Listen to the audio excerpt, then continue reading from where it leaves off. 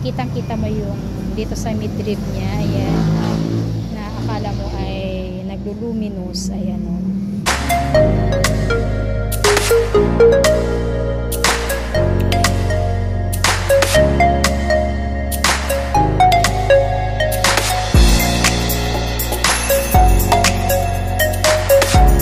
Itong mga epicea ang isa sa mga gusto kong ikip dito sa aking munting hardin. So ito kasi yung mga talagang matitibay rin na mga epicea ko. Ito yung mga natirang matitibay. So ito ay kulay pink ang nito, ang kulay ng kanyang flower. So ayan, may mga buds siya ngayon na ayan, may dalawa siyang buds. Ito yung bago kong propagation nitong si sino na ba to? Nakalimutan ko na, basta ito yung dalawa ang color ng kanyang bulaklak, red, and yung isang bulaklak niya ay yellow orange. Nakalimutan ko na yung kanyang ID, guys. Kung maalala ko ay ilagay ko na lang dito sa screen yung kanyang ID. And itong parang golden yellow o yung parang egg yellow yung kanyang flower. Pero minsan pa lang siyang nagka-bulaklak, guys. Hindi pa siya namulaklak ulit. So meron na rin akong na-share nitong variety na to. And lahat naman sila, kahit ito and itong pink ang bulaklak. So ito ay may bago siyang growth dito, oh. Yan, maliliit pa siya. And iba yung kanyang color. Kulay green yung kanyang kulay. And of course, itong pinakamasipag na magbigay ng flower, itong yellow ang kanyang flower. Ayan. So iba yung pagka-yellow nung isa na epicea. Matagal ko na ring collection to na epicea. 2021. Ayan. So 3 years na siya sa akin. And kahit din yung mga iba, yung mga naipakita ko kanina, ayan, matagal na rin sila na lang yung mga naiwan sa akin. So yung kabibili ko na si Picasso ay talagang hindi ko siya talaga nabuhay. Nakatatlong beses na akong mag-try mag-alaga sa kanya. So ngayon ay kapag mapadami na lang nung pinsan ko yung kanyang Picasso, ay hihingi na lang ako sa kanya. Ayan, dahil kailan lang ay naka-acquire naman siya ng Picasso. Ayan, so yan yung unang gusto kong makip dito sa aking munting hardin na halaman, na kahit sila'y hindi mga rare na mga halaman, ay at least ay nagtatribe sila dito sa aking munting hardin. Ito din si Peace Lily Domino. Ayan, gusto ko ring makip ito dahil nga ayan, ang gusto ko sa kanya ay talagang hindi ba nawawala yung kanyang mga variegation. Constant yung kanyang variegation, hindi nawawala. Ayan. So kailangan lang talagang mailagay lang siya sa tamang location para hindi mag-groupy itong kanyang mga dahon. Ayan. Pero talagang napakaganda niya, oh. Ayan. Lahat yung mga dahon niya ay may variegation. Hindi siya hindi nagre-revert ang kanyang mga dahon. Mapaliit man yung kanyang dahon na ilalabas, ay meron pa rin siyang variegation, oh. Ayan. So isa rin ito sa gusto kong manatili dito sa aking hardin. Ito rin spider plant na isa rin sa pinaka-old na halaman dito sa aking munting hardin, dahil ito ay halaman pa ng aking nanay nung siya ay nabubuhay pa, guys. Ayan. So ito yung inayos ko, ilang buwan na ba to? 2 months ago yata. Ayan, inayos ko to. Nilagay ko siya sa ibang pot. So ayan, napakaganda na niya. And ayan, may mga anak na siya. So ito yung mga nagpapaganda sa kanya. Itong mga anak niya dyan na nakalaylay. Na talagang hindi rin mahirap alagaan ito. Si spider plant. Basta hindi lang dry ang kanyang potting mix. Ayan. Okay siya. Ayan o. 3 na yung anak niya dyan. Ito ding aking watermelon. Ayan. So, nagtatry pa rin naman to. 2021 ko din ito na collection. And ayan. Okay pa rin naman siya. Na malapit na rin niyang mapuno itong kanyang pot. So, ito hindi ko hinahayaan ding yun bang natutuyo yung kanyang potting mix dahil nga lalambot siyang mga dahon kapag dry na dry yung kanyang potting mix. So, gusto rin niya ng moist na potting mix itong aking watermelon. So, ayan, nagka-try pa rin siya. Gusto ko nga sanang mag-propagate sana itong aking mga kaya lang problema ko kasi talaga ang space. Wala akong ka-space dito sa aking munting hardin. Kaya ayan, isang pot lang talaga. Ito ding napakalagona na si bronze homa na ayan, talagang ayan, malalaki na yung sizes ng kanyang mga dahon. Compared noong kabibili ko lang sa kanya, talagang ganyan maliliit. Ayan o. So 100 pesos siya nung nabili ko last year. So ayan, ngayon ay napakalago na niya. Ayan, malalaki na tong kanyang mga dahon. Ayan, so siguro yung mga susunod pa niyang dahon ay mas malaki pa. Ayan. So sa ngayon ay wala pa siyang bagong pero meron na dito oh. Yung dalawang yan ay meron nang lalabas na dahon ulit dyan. Ayan. Ito ding si Ruby Eye Moonlight. Ayan, hindi rin siya mahirap alagaan. Ayan, napakalago na nitong mother plant, and yung lumampas sa kanya guys ay ayan, dyan ko na lang siya pinagapang para makalaki yung mga ugat niya. So dyan na ako kumukuha ng kapag may hihingi. Ito na lang ako kumukuha. Ang ganda rin nito. Silvery ang kanyang silver or parang nag-gray. Ayan yung kanyang dahon. Madumi nga lang kasi na ito lang kami sa malapit lang kami sa kalsada. Kaya madudumi yung mga dahon nitong aking mga collections. And of course, itong aking photos. Ayan, isa na dito itong aking ano bang tawag nito? Sleeping photos na variegated. Ayan, so masarap ding alagaan to. And ayan, meron na akong na-propagate sa kanya. So itong lumampas dito ay kukunin ko na naman yan, and isasama ko dun sa aking propagation. Ito yung aking propagation. Ayan, so okay naman siya, wala namang nanilaw na walang namatay na dahon. Ayan, so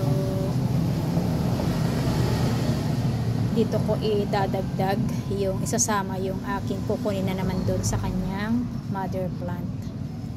So ito dalawa yung tinanim ko dito pero ayan pa lang yung kanyang dinahon. Ayan, so saglit lang naman to na dumami, pero ayun, isasama ko dito yung makukuha ko ulit doon para mas maging siya dito, mas marami yung dahon dito sa baba. Ayan. Ito ding aking si Manjula ako sana. Ayan na gusto ko rin siyang ikip dito sa aking munting hardin. Kasi nga talagang diba ang ating mga photos ay hindi sila mahirap alagaan. Kaya na madali silang dumami talaga. And ito, ang nagustuhan ko kay Manjula talaga ay compact yung kanyang mga dahon. Ayan o. Compared kay Marble Queen. Ayan. So ito compact ang kanyang mga dahon. So ayan, punong-puno na siya dyan sa kanyang pole. Ito pang aking basil. Ayan. Gusto ko rin siyang manatili dito sa aking munting hardin. Kasi nga hindi rin siya mahirap alagaan. Ayan, katulad din ng mga nauna kong pinakita kanina, hindi sila mahirap alagaan. Ayan. So ito ay propagation ko din ito, and ngayon ay napakalago na niya. And yung mother plant ay aayusin ko pa dahil nga hanggang ngayon ay hindi ko pa siya naayos. So ito yung isang halaman din na gusto kong manatili lang dito sa aking munting hardin. Ito ding aking pinaka-old na begonia. Ayan. So talagang gusto ko ring manatili lang dito sa aking munting hardin to. Kasi nga wala siyang kaproblem-problemang alagaan. So 2020 ko pa ito na collection. So hanggang ngayon nagtatribe pa siya. And ayan, continuous pa rin yung kanyang mga dahon dyan. So maliit lang itong pinaglagyan ko sa kanya, guys. Hindi ko na siya nilipat sa malaking pot. Pero okay naman siya. Ayan. Na hindi ko alam kung anong ID nito. So ayan. So kahit common na ano lang na mga begonia. Basta ayan, katribe naman sila. Ito din, itong aking silver na ayan, mahaba na rin tong nauna niyang mga ano, guys. Mahaba na rin. So hindi ko pa siya na ano lang naayos. Gusto kong ano din ayusin to, kaya lang hindi ko pa siya maharap na ayusin. Pero yan yung mga magaganda niyang ano, dahon ngayon dyan. Mga bago niyang ano kasi to, mga bago ng nagkasanga-sanga na kasi siya. Na kailangan ko tong ilagay sa mas malaking pot. Dito ko siya ilalagay sa pinagpatungan ko sa kanya. Kasi nga talagang sira na yung pot niya. Oh, ayan.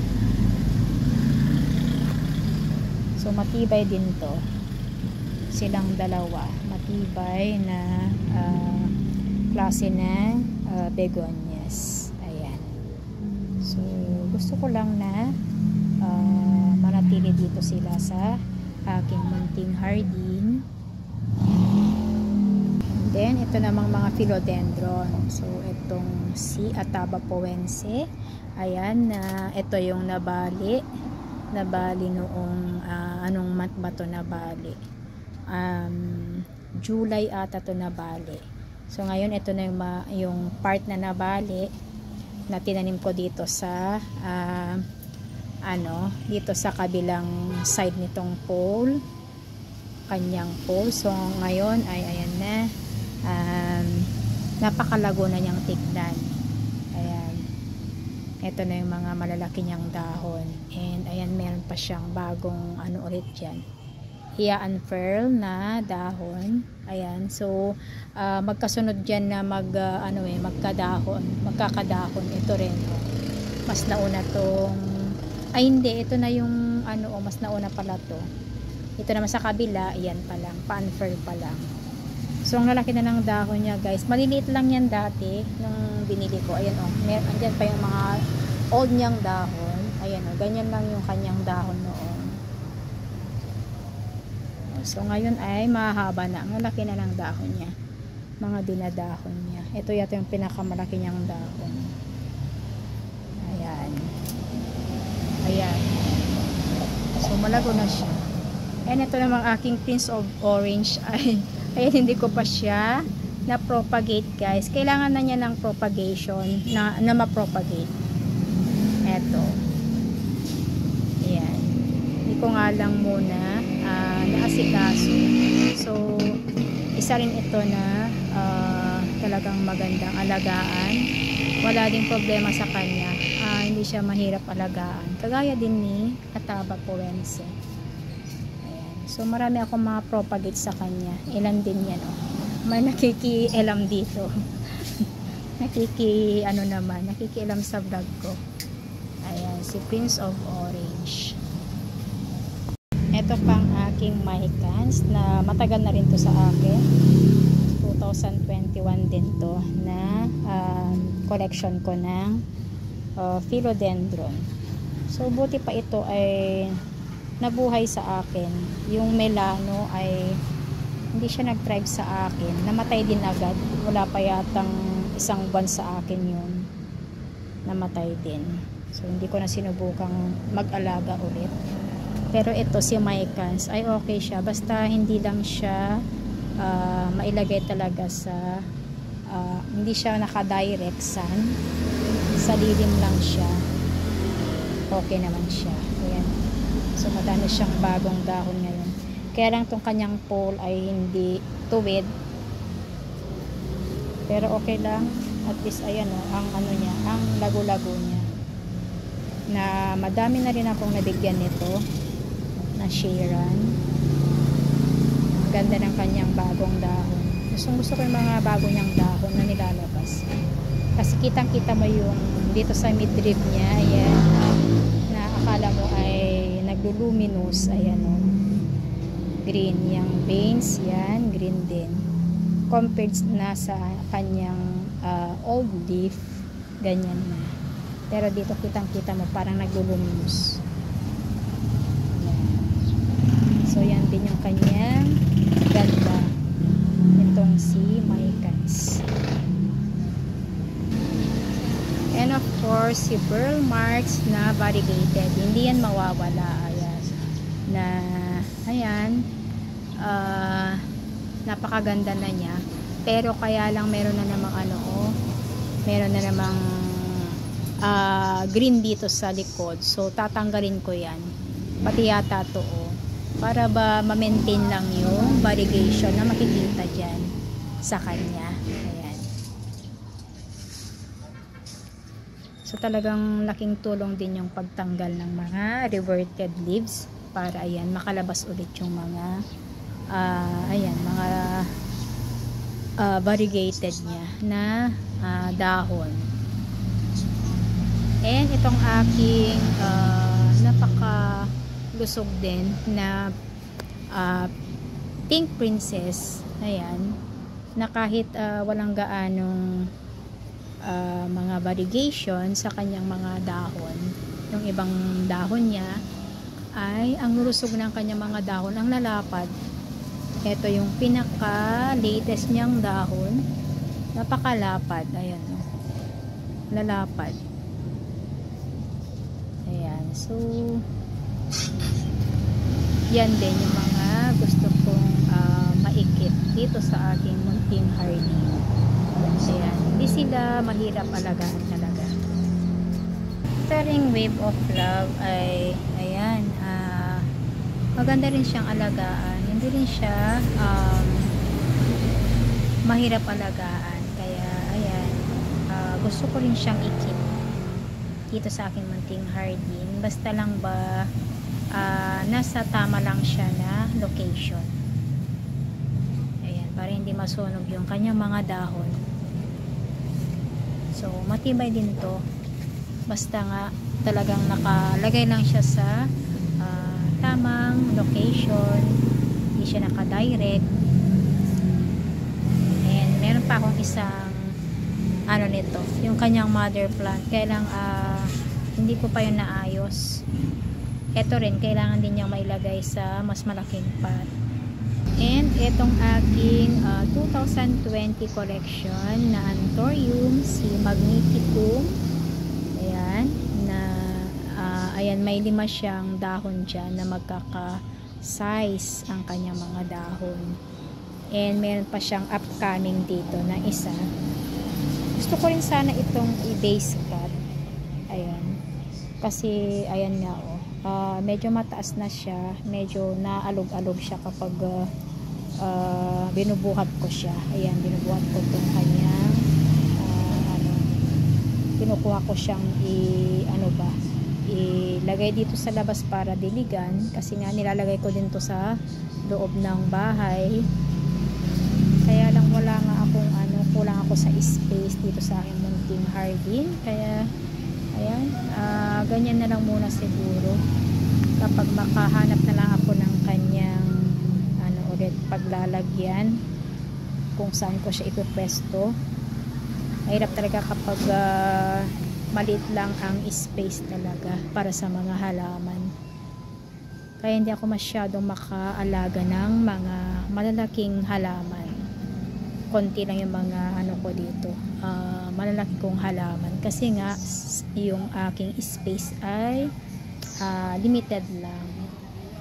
So ayan yung aking mga plants na gusto kong manatili lang sila dito sa aking munting hardin, dahil nga sila ay masarap alagaan, hindi sila mahirap alagaan.